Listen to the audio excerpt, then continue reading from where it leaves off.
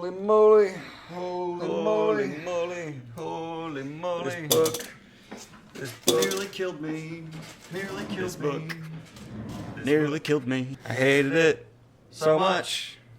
Oh my god. Oh my god. Why did you ever recommend this to me? So originality comes in a spectrum. You have this line over here, which is wholly original. This gray cloud of like where 99% of stuff falls, where it's clearly inspired by something, but they put a twist on it. Then you have more unoriginal right here. You know, not necessarily stealing, but stuff that's unoriginal. And then all the way over here, you have Wizard's first rule, just stealing. So, Wizard's first rule, the first book in the Sword of Truth series. What did I think of it? Well, let's just go ahead and get some positives out of the way, because this is going to be a overwhelmingly negative review, but I do want to get the few positives I do have to say about this book out of the way right now. The characters legitimately had personality to them. I'm setting the bar pretty low for positives here, but they did. They had actual character and personalities. Just from what was being said, you could tell who was saying it because you just knew that's something that the main character would say. So that is legitimately a good thing about Wizard's first rule. It's a flawed-ish hero, but I'm going to put a caveat on that and come back to that later. I think Terry meant for him to be flawed, or maybe he thinks this is what a good person is. I'm not sure. The relationship handling is above average between the three people that actually have relationships in this story. They have real dynamics to them, and I like that. There was actual dynamics going on. Yay. The villain, while being super cliche for the fantasy genre, and by the way, the reason I did that trope versus cliche video is specifically for this book because I wanted everyone to understand what I meant by when I said cliche, because lacking originality is this book's cancer. But yes, while the villain is super cliche, he's also super hateable, which is a great thing, and would help most books recover some serious lost points here, but you're covering pennies when you've lost millions to me here with this one. And Terry Goodkind's writing voice is strong. It's not particularly my favorite style, but it's strong, and I'll give him credit for having what I would consider a reasonably strong voice within the saturated fantasy genre. Good on you for that one. Now transitioning into the oh my god avalanche of negative, I have 2 pages of negative criticisms about one book.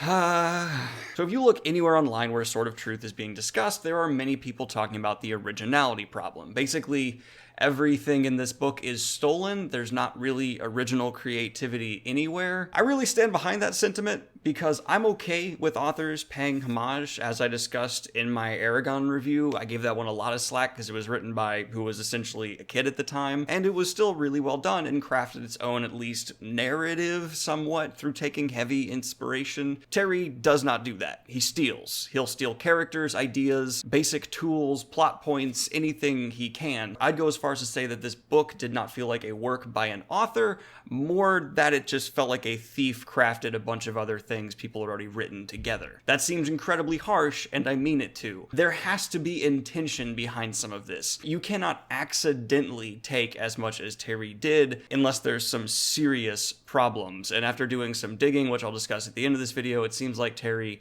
more than okay with it, and he's more than happy to just kind of gloat his success and put down others.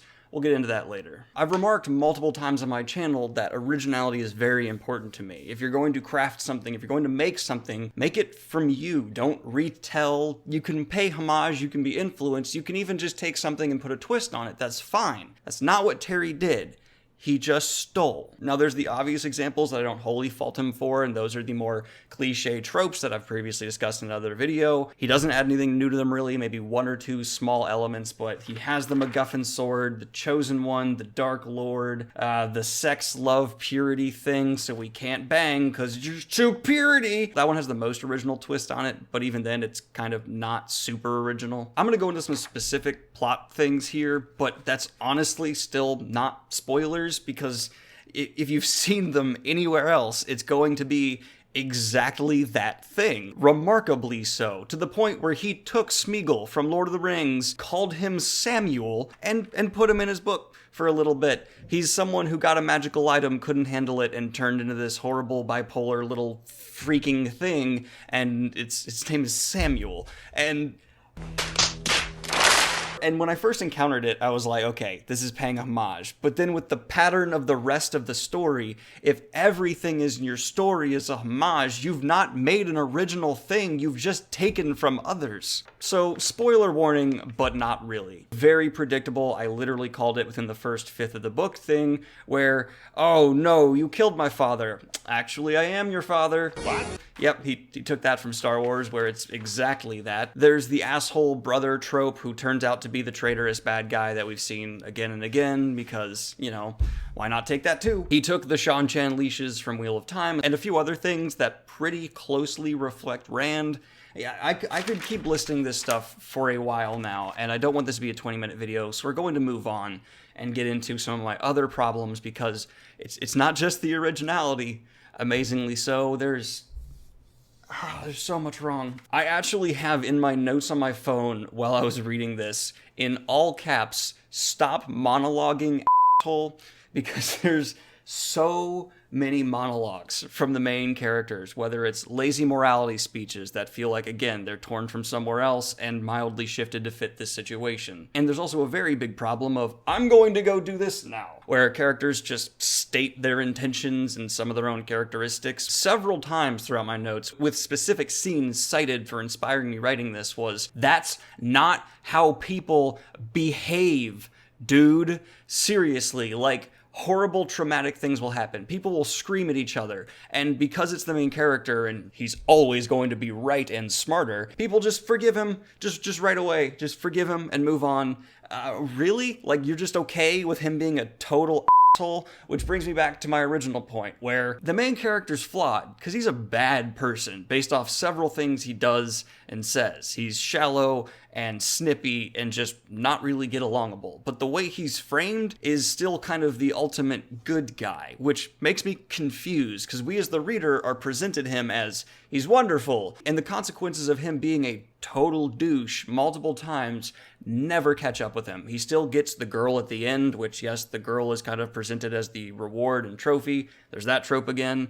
Great. He also is right every single time, unless it's very obvious he's wrong and you can tell exactly what's going to happen for the next few chapters, but don't worry, he'll get out of it, no problem. Which brings me to roughly a fifth of this book, and its tone problem. So what if I told you that there were segments of this book that are like Winnie the Pooh wholesome and everything is kind of framed that way, and then about a fifth of it is straight up torture porn that feels like it's trying to be a Song of Ice and Fire torture porn, which I don't know which one came out first, I don't know if it's ripped off, it doesn't feel like it is because it's not nearly as well done, and it's just actually the main character being tortured for about a fifth of the book and going through incredible trauma, only to have all that trauma shrugged off and him to be fine because magical plot device MacGuffin. And that brings me to another huge issue. The magic system is there to serve the plot. That is it. It does not do anything else but help move the plot along and save the character's butt again and again and again and again, because it never works out for the bad guy. It's just always perfect for the good guy, and it's kept super squishy mushy soft just so that it's kind of believable within the story that there's never going to be any stakes, because guess what? Magic's going to save them because of weird little magical rules and things that we've never been hinted at, never been told about, and the main character will accidentally do.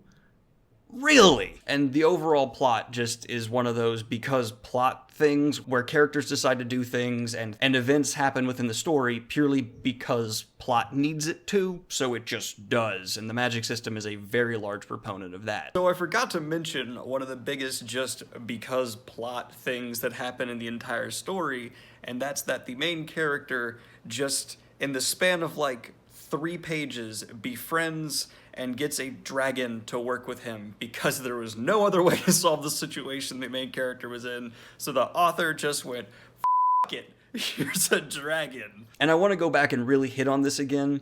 It's made very clear that our main character is going through severe trauma, where the torturers are saying he is broken. The point of everything that is happening is to break him.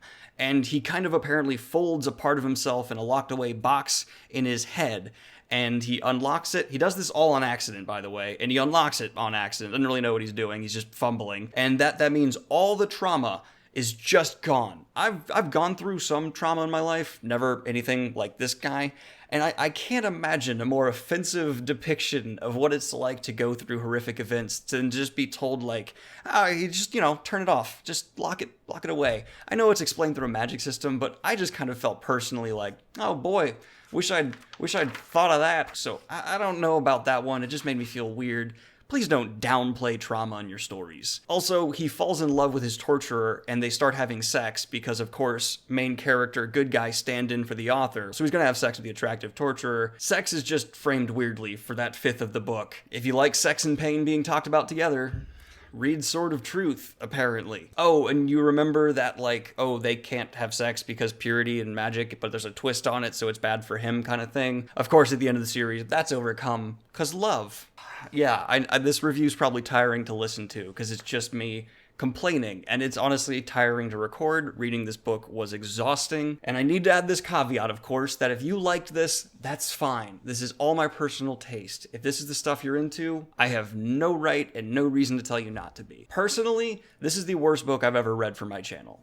By a huge margin. It got to the point where there were just blatant plot holes and things happening for plot convenience, and I'm very analytical. I want to know why things are happening specifically in the story, but I just found myself going, wait, why? I don't care. Repeatedly. Terry Goodkind is less original than Christopher Paolini was when he wrote Eragon at age 15, 14? However old he was, he fails to beat a child who was just kind of rehashing what he had previously seen in fantasy. Now this brings me to the problems I have with Terry Goodkind. As an author, you work with cover artists, and it very much so varies within the industry how much control you have over your book being published and what the cover is going to be like. Terry's a very successful author now. I would imagine he has large sway. Not going to say he absolutely does though, because he claims he did not have complete control in the situation. Doesn't matter. Either way, he looks like a bad dude. On Facebook, he put up the cover of one of his books and said, "This is a great book." Which, come on. Proceeded to then follow it up with, "But the art is terrible," and just make fun of the art and encourages fans to do so the same. Of course, the cover artist who actually made this saw it and commented, "Great working with you, Terry. Although I followed the specifications that were given to me." Terry then, instead of taking responsibility or following it up with any kind of apology, because there is no way you are not the bad guy in this situation, just brushed it off and dismissed it. And said, I've never worked with you ever, when if you look it up, yeah, you did. So, bad author, in my opinion. Seems like a bad guy. Shallow everything. Poorly executed all around. I'm never ever going to read another book in this series, so I decided to do some online snooping about, does it get better? What are people saying? And apparently this is the pinnacle. Wizard's first rule is considered the best, and then it apparently just tanks. This is what a real, I think it's bad book review is like for me, everybody. Those who saying, Daniel hates Kingkiller. No, I don't. I'm conflicted about Kingkiller. I have very mixed feelings about it. There's certain parts of the series that really tarnish the story for me, but I admire other aspects of it. Everything in this book went from mediocre to poor to terrible. But on top of all of that, please remain aware, this is my opinion. It's a rather harsh and strong one. It's subjective though. You are more than welcome to be a big fan of Sword of Truth and really dig it. Absolutely go ham if that's your thing. Not mine, though. And I'll never shun you or shame you for liking this. I have different priorities than you as a reader. My priorities are highly invested in originality, breaking away from some of the more negative aspects of the genre we're in, and crafting something beautiful that I can immerse myself in as the reader. Terry Goodkind failed on all fronts for me. Doesn't mean he failed for you. If you like Sword of Truth, great! Go enjoy it. It's not going to be on my channel. Go find other people who will be talking about it and giving it the love that they feel it deserves. Hope you guys got through this video with me. Like and subscribe if you have not already. Hit the Patreon if you want to help me with my really big headache right now. Have a good one, y'all. Peace.